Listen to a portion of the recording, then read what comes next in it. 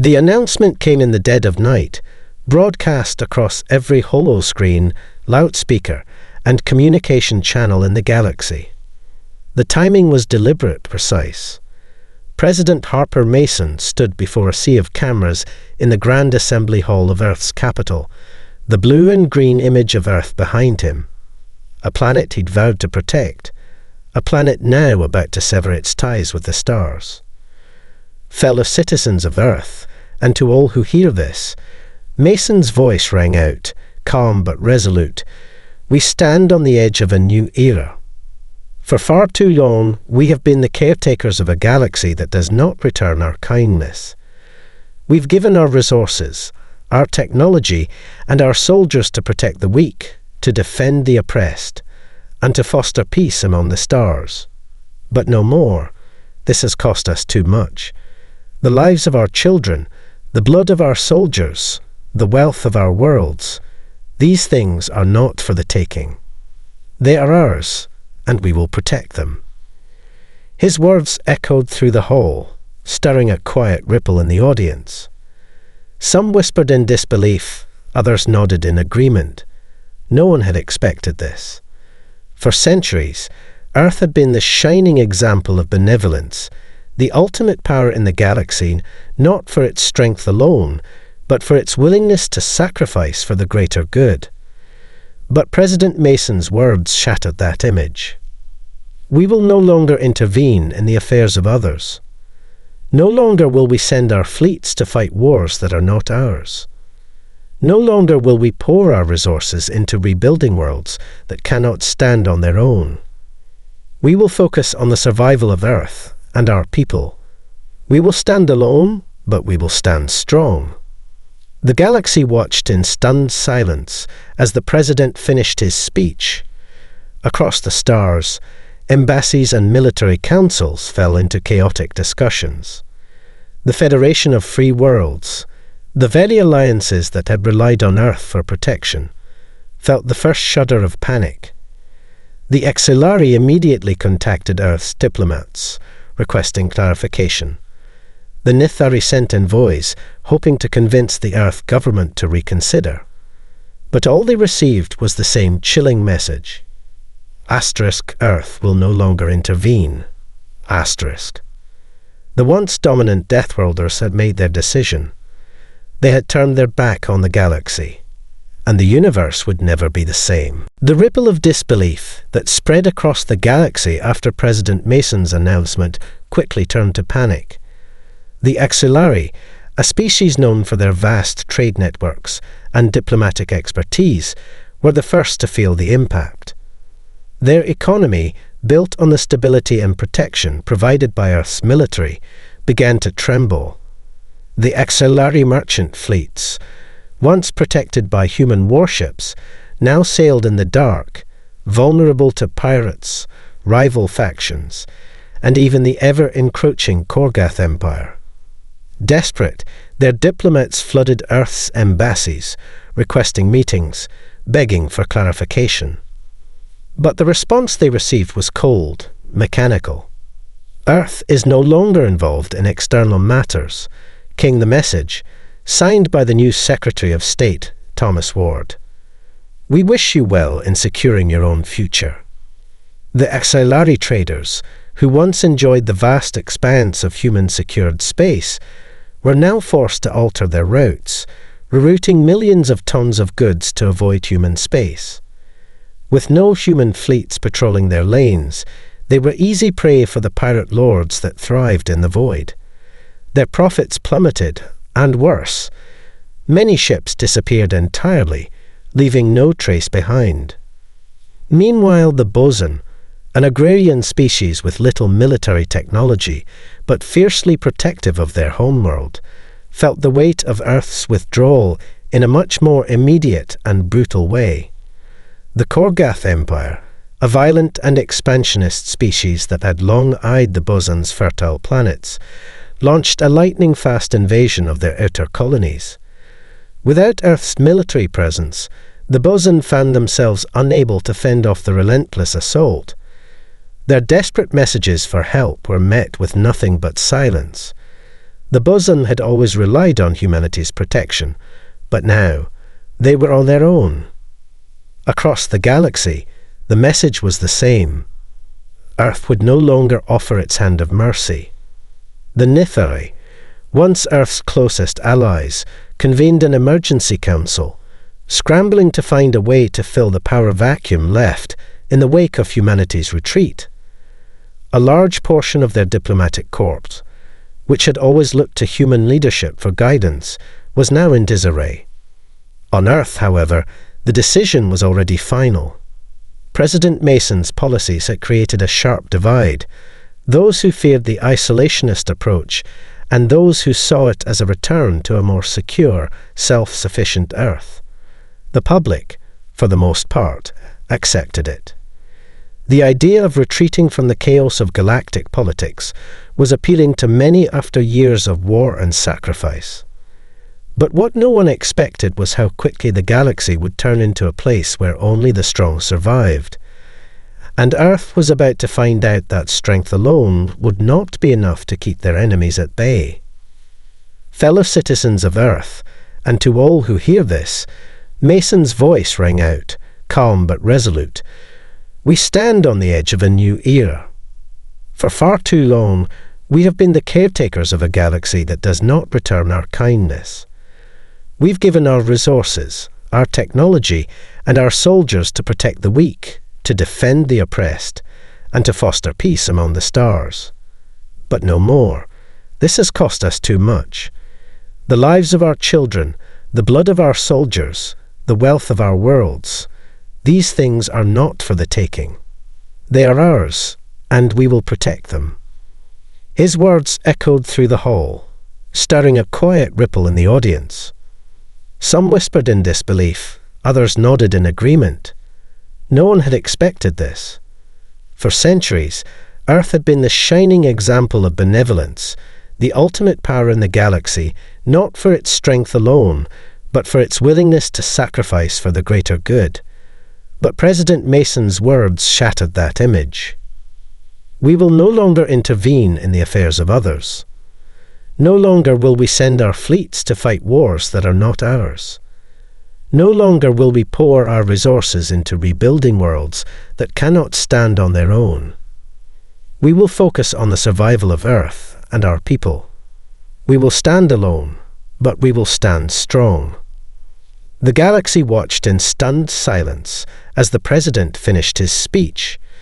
Across the stars, embassies and military councils fell into chaotic discussions. The Federation of Free Worlds, the very alliances that had relied on Earth for protection, felt the first shudder of panic. The Axillari immediately contacted Earth's diplomats, requesting clarification. The Nithari sent envoys, hoping to convince the Earth government to reconsider.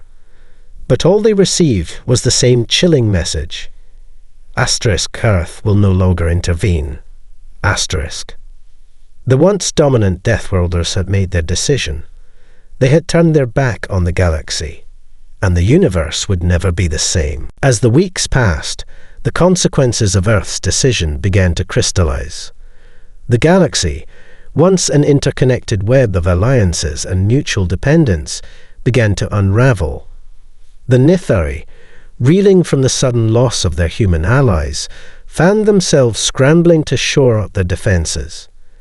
Despite their vast wisdom and technological prowess, they had never before needed to arm themselves. Diplomacy and peaceful resolutions had always been their first choice.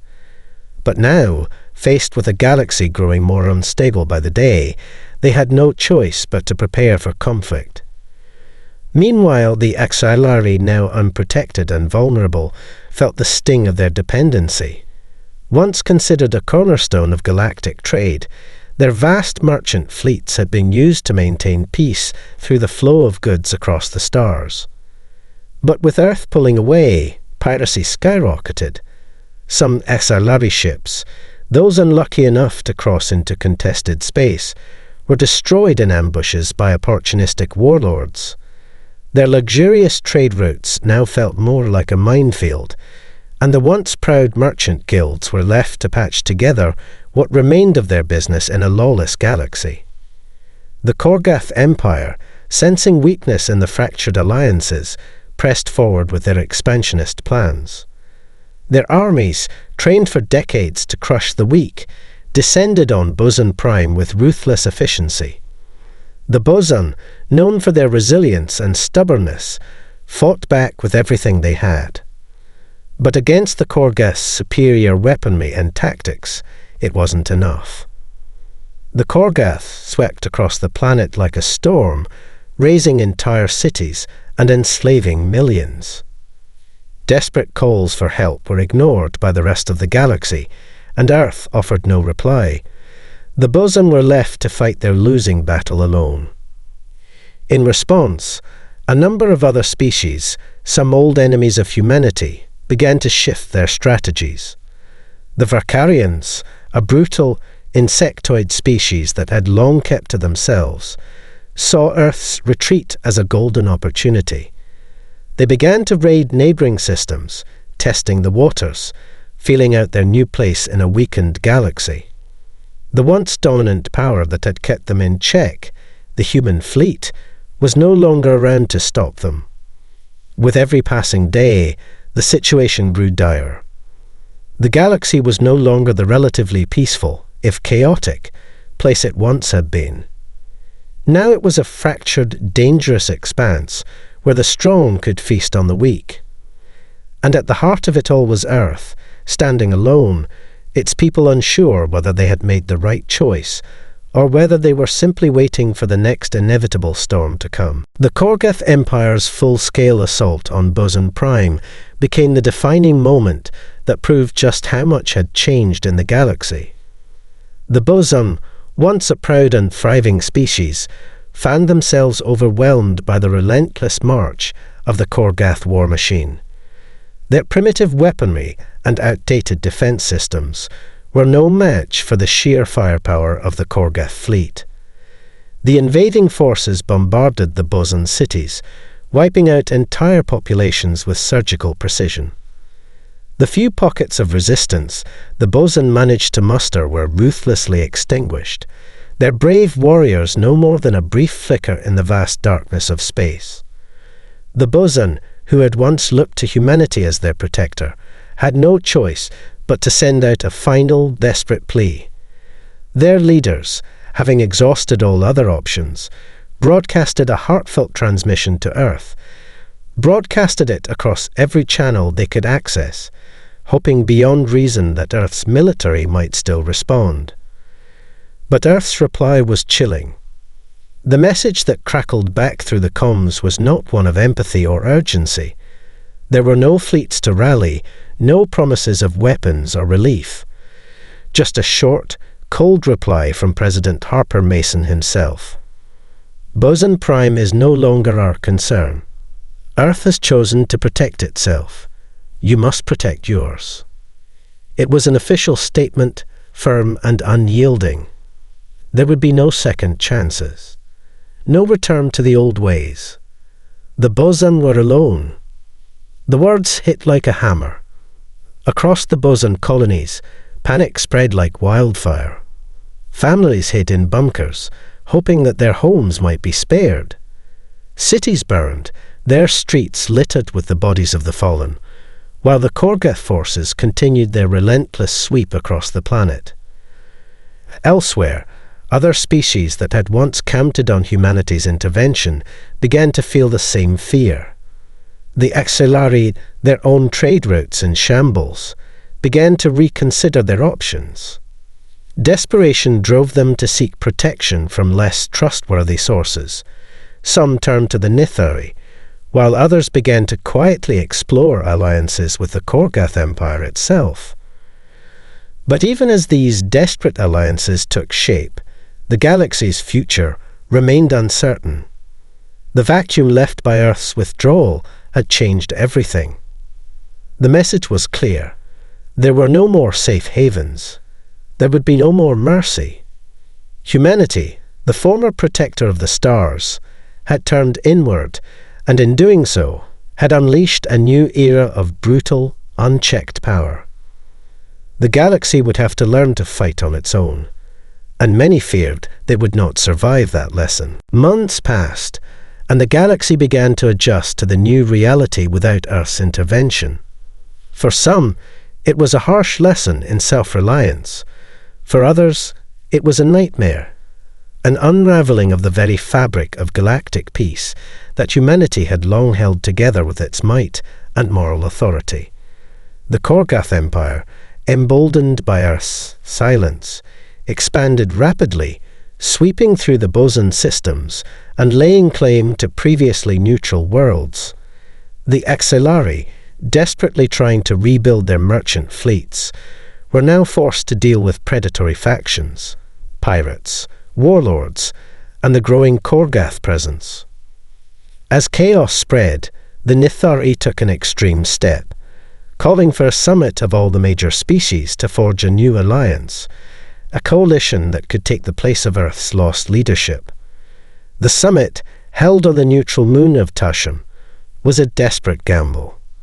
The Nithari believed that with enough backing, they could bring together the fractured factions of the galaxy and prevent further bloodshed. They sent out calls to the boson, the Axillari, and even the Korgath, hoping to broker some kind of peace. They invited representatives from every species willing to consider a new order. But the invitation was met with mixed reactions. The Korgath, with their eyes set on further conquest, refused to even attend. Their leader, High General Vroth, declared that peace was a luxury for the weak, and they would take what they desired, regardless of the Nithari's attempts at diplomacy. The Axillari, battered and broken, hesitated. Some of their merchant guilds sought peace, hoping for a deal, but others felt betrayed by the Nithari, blaming them for not doing more to stop the collapse of the old order. The boson, now a battered remnant of their former selves, sent a delegation, but their hearts were filled with bitterness. They had lost everything, their cities, their people, and their hope. It was at this summit that the first cracks in the new galactic order appeared. The Nithari, in their desperation to form a new coalition, made a bold offer to the Korgath, territory, resources, and trade routes in exchange for a cessation of hostilities. The Korgath laughed, their hunger for domination far outweighing any deal the Nithari could offer. Then came the unexpected. A message from Earth.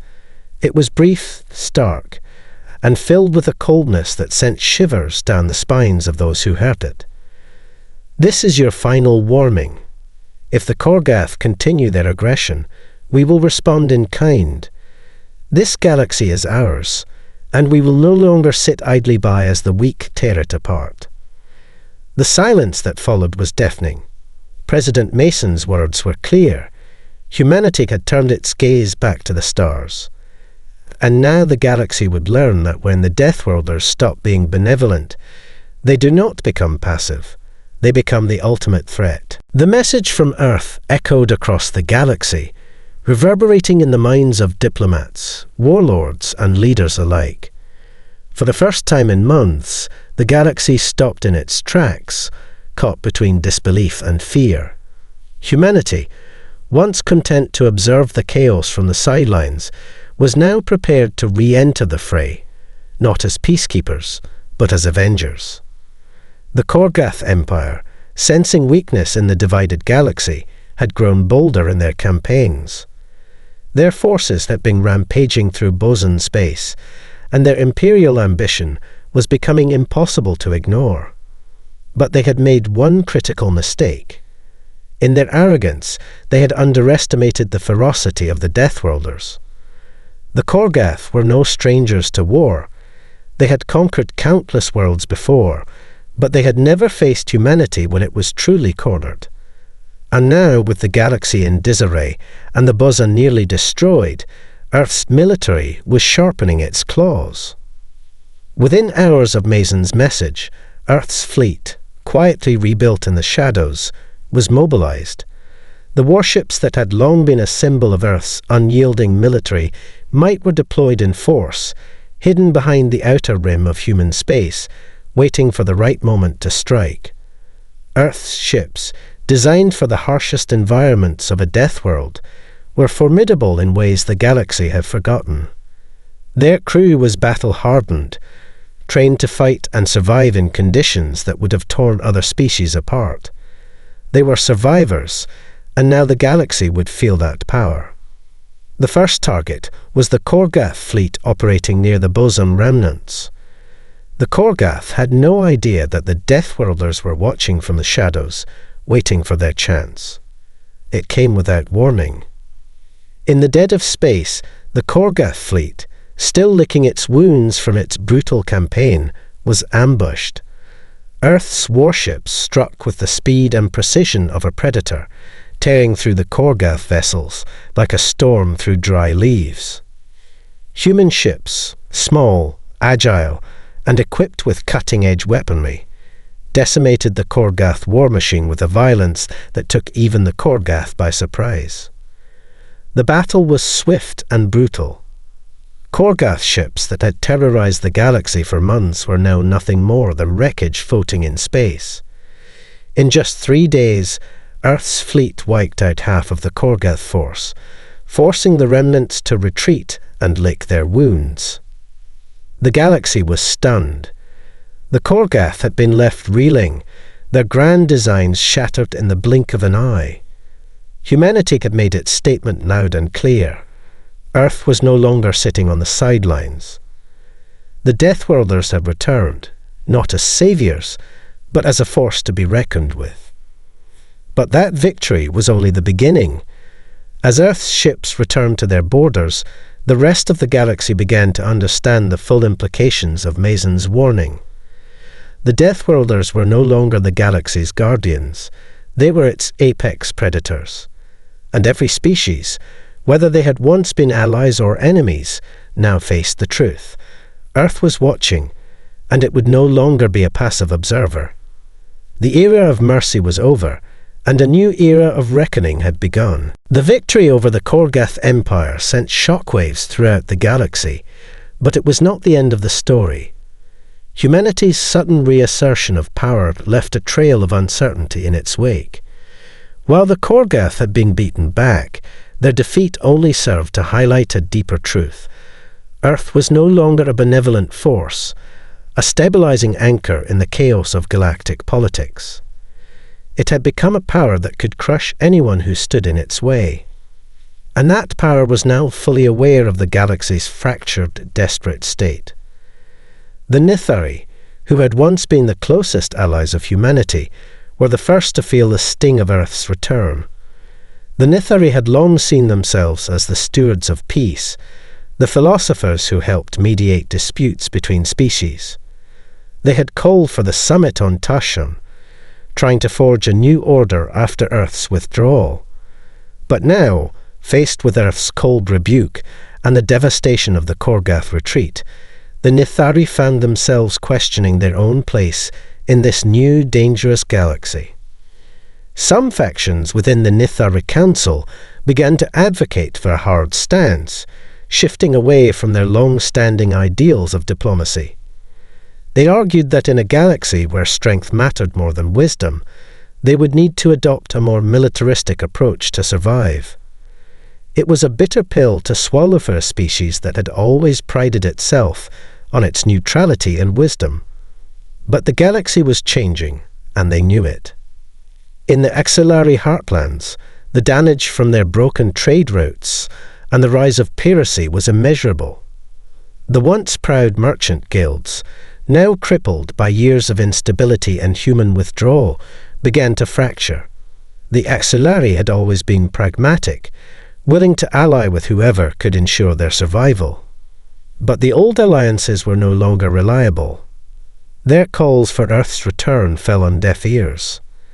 Now, their leaders secretly courted old enemies, including the Korgath, in the hope of forming a new coalition, one that might secure their future in a galaxy that no longer offered them mercy. As for the boson, their despair turned to rage. The remnants of their species, scattered across the galaxy in refugee colonies, were consumed with hatred for the Korgath. But even more than that, they were furious with Earth. Humanity's abandonment had left them broken, and the Boson found themselves at the mercy of new, more brutal enemies. Though their numbers were dwindling, the Boson began to forge a new resolve. Their leaders, once humble farmers, now became soldiers, vowing to rebuild their world, or die trying. They would not let the Korgath, nor anyone else, trample their existence again. But above all, the galaxy could not ignore the ghost of Earth's past. The legacy of benevolence, the countless times humanity had offered its hand in peace, its fleets in defense, still lingered like a haunting memory. Some still hoped that Earth might one day return to its role as the protector. Others, however, were beginning to realize that the Deathworlders were gone, and what had replaced them was something far more terrifying. Humanity, it seemed, was not just a power to fear. They were a force that would reshape the future of the galaxy. And no one knew how much of their past, their humanity, would remain as they continued down this dark, dangerous path. The galaxy had changed irrevocably. No longer bound by the unspoken contracts of benevolence and protection that had once defined Earth's relationship with its interstellar neighbours, the cosmos now stood at the edge of an uncertain future. Humanity had emerged from the shadows of isolation and become the singular, most terrifying force in the galaxy. Earth's military presence, once a whisper in the dark, had now become a roar. The human fleets, equipped with technology far beyond what most species had ever encountered, swept through the stars like a living storm. The Korgath, bruised and reeling from their first encounter with Earth's might, had been forced to retreat to the farthest reaches of their empire, their expansion halted for the first time in centuries. But the Korgath were not the only ones who had learned the cost of crossing Earth. The Xylari, once smug in their belief that their trade routes would always be safe under the watchful eye of humanity, now lived in fear of human reprisals. Pirates, once kept at bay by Earth's patrols, now found themselves crushed under the weight of human retribution. No longer did humanity offer trade deals or peaceful negotiations. The Xylari were left scrambling to forge new alliances, but even those were fragile. Their attempts to rally other species into a new coalition fell flat. There were no more promises of human protection. For the Nithari, the idea of strength was still foreign to their culture. The old council that had once governed them with a philosophy of patience and wisdom now found itself in crisis. While some factions pushed for more militaristic solutions, others refused to abandon their ideals. But it was clear to all that the galaxy no longer respected peacekeepers. If they were to survive, they would have to change fast. The Boson, devastated but not defeated, began to organize. With their homeworld in ruins, they took to the stars, building alliances with those who shared their desire for vengeance. They sought out the last remnants of the Korgath fleets and launched guerrilla campaigns, drawing on their instincts as survivors. Earth, however, did not watch this rebellion with concern. Humanity was no longer interested in saving anyone. They were interested in making the galaxy understand a simple truth, that the Deathworlders, who had once been the protectors of the weak, were now the kings of the stars. President Harper Mason's vision of a self-sufficient Earth had come to pass, but at a cost. The price of abandoning compassion, of abandoning the role of guardian, had been steep, yet the galaxy had no choice but to adjust to this new reality. Earth's isolation had turned into a permanent withdrawal from the cycle of galactic politics, but it had left an indelible scar across the stars. The legacy of Earth was no longer one of benevolence. It was one of power, of strength, of survival. The Deathworlders had stopped being the galaxy's caretakers and had instead become its rulers. And in the end, the question remained, could the galaxy live with that truth? Or would the universe be forever haunted by the ghosts of humanity's lost compassion? The stars would have to find out.